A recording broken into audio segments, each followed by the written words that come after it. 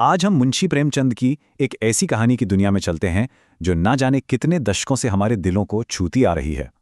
नाम है ईदगाह। ये कहानी है जो प्यार, त्याग और मासूमियत की सबसे गहरी परतों को हमारे सामने खोलकर रख देती है। तो कहानी में आगे बढ़ने से पहले एक सवाल। जरा सोचिए, सबसे कीमती तोहफा क्या हो सकता है? मतलब असल में क्या है? यकीन मानिए, यही सवाल इस पूरी कहानी के दिल में बसा हुआ है। इस कहानी का जो पूरा सार है ना, वो एक छोटे बच्चे के त्याग में छिपा है। पर यह सिर्फ कुछ छोड़ देने की कहानी नहीं है। नहीं, ये कहानी है ये समझने की कि कभी-कभी सबसे बड़ी खुशी अपनी ख्वाहिश से ऊपर किसी और की जरूरत को रखने में मिलती है। तो मिलिए कहानी के हीरो से। हामिद एक छोटा सा बच्चा है जो अपनी बूढ़ी दादी अमीना के साथ रहता है।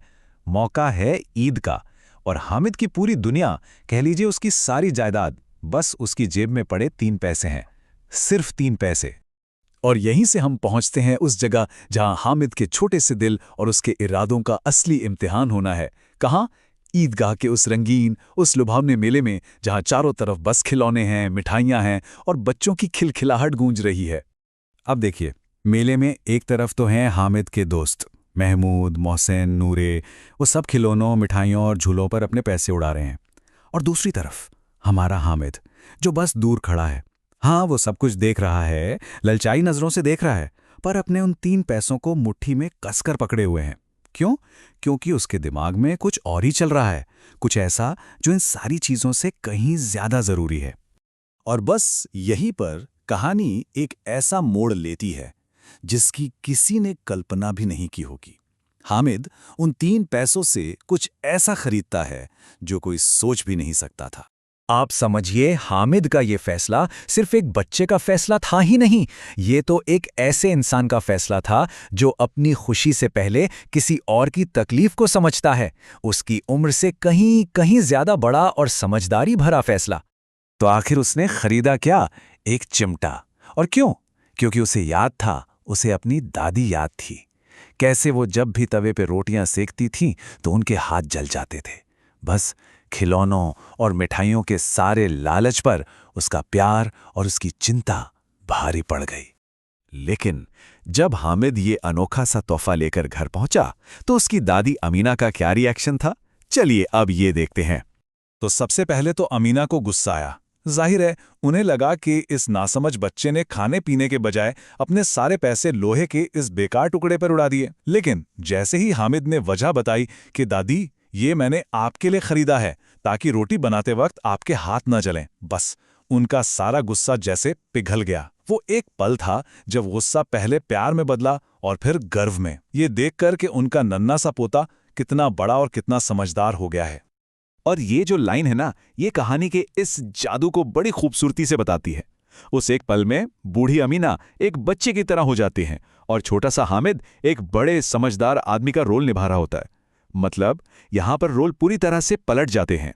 तो अब सवाल ये उठता है कि इतनी दिल छू लेने वाली कहानी के पीछे आखिर कौन था?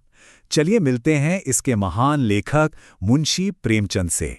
मुंशी प्रेमचंद, जिनका असली नाम था धनपत राय श्रीवास्तव, वो मॉडर्न हिंदी और उर्दू लिटरेचर के, आप कह सकते हैं, एक मजबूत स्तंभ थे। उनकी खासियत ये थी कि वो अपनी कहानियों में भारतीय समाज की सच्चाई को बड़ी गहराई से दिखाते थे।